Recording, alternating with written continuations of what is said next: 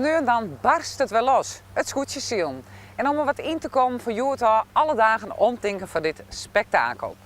Ja, bij de regionale televisie volgen we dit nou alweer voor de 18e keer. En er is dus in het archief een schat aan materiaal.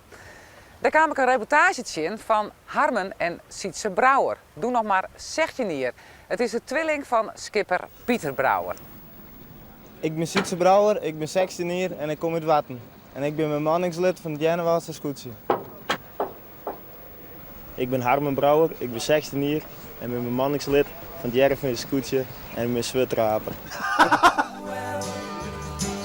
Their father's hell did slowly go by. Wel aangestaan. Altijd, dit is vet. Roep je dat met alles? Laat mij maar even. Dat is vet.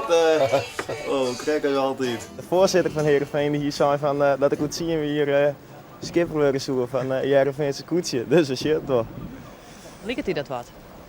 Ja, weet ik ben nog 16 jaar, dus ik ging nog net niks zeggen. Dus het liep me wel mooi, hè. Harmen maakt dit hier de opvallende oerstap van het Jereveense scootje naar het Drachtse scootje. Ik ziel nog 13 hier op, 12 jaar op Heerenveen ziel. Nou, ik dacht, waarom net eens een keer wat anders proberen. Omdat ik, misschien ik wel ambities als skipper. Hè. Dat hij nooit het zei natuurlijk, je moet daar vregen worden. Maar dat was wel serieus echt. Nou, het liep me machtig, ja. Wat vind je van dat die broer nou naar Drachten gaat? Ja, dat moet er zelf weten, hè. Ja. Nou, op zich, wel leuk dat hij het doet natuurlijk. Nou, maar ik vind het wel jammer. Ja, waarom? Ja, nou ja, omdat het gewoon, hij is gewoon wel een goed bemanningslid altijd. En, maar Vind je dat hij de boel in de steek liet eigenlijk? Nee, dat vind ik net. Nee, want dat, dat vind ik net.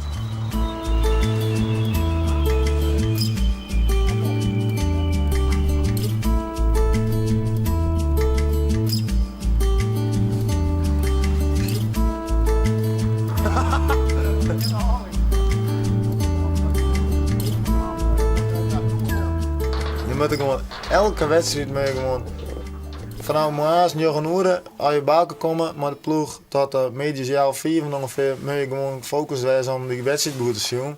Nou en zo ben je wat druk mee bezig met je naam en zo mooi druk mee bezig wezen, want volgens mij wil je ooit geen kampioen en daar gaat het toch om, want als je tweede wordt dat is niks. Zeg maar. Nee? Het gaat natuurlijk om het kampioenschap en dat is een machtig om zo'n ploeg gewoon vrienden, maten zeg maar, van elkaar om dat te bewerkstelligen. Zeg maar.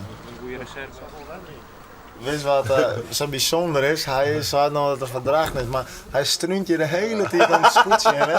Nou, en zoals je hoort, ik werd dan iedereen als eerst dan achterhoren. En dan zou het nooit wat doen. Maar hij mist dat ik wel een beetje natuurlijk. Maar dat is ook wel begrijpelijk. Is dat zo? Nou, missen, ja, je zit, nou, het is gewoon, ik ben gewoon verkozen kleren en dat is gewoon, bam. Maar ja, ze hebben altijd een speciaal plakje in mijn hart en het skip sowieso, dat is gewoon, als wij tweede worden, dan mag Heerenveen voor mij altijd wel eerste worden. Als wij maar altijd tweede worden, dan vind ik het wat best is. Maar dus, natuurlijk, Heerenveen is het skip wij op een grutbracht binnen. Dus dat is gewoon fantastisch. Maar ik zie nog verdrachten, dus voor de volle 300% beuken we erop los met het skip. Dus dat komt klaar. Ja, scootjesiel is nou voor de lol. Het is voor de fun, voor de sport. Maar in het verliezen wie het vooral om yield te verdienen. Want voordat er motorskippen kwamen, waren de scootjes zelfs beroemd om groenstoffen te vervieren. En dat weer een heel zwaar bestaan. Doe het scootjes nog vrachtskippen weer. En het laden nog bij de handbadden.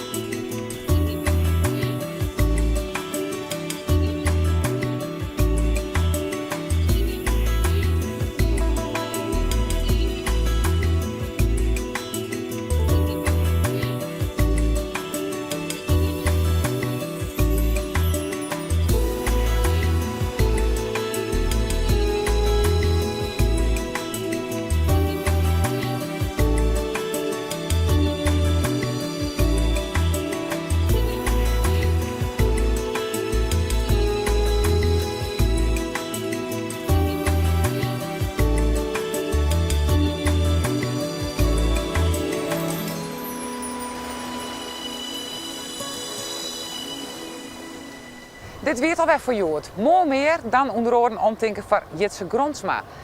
Hij verstoorde in 2000 en wie een van de markante skippers van de SKS en de IFKS.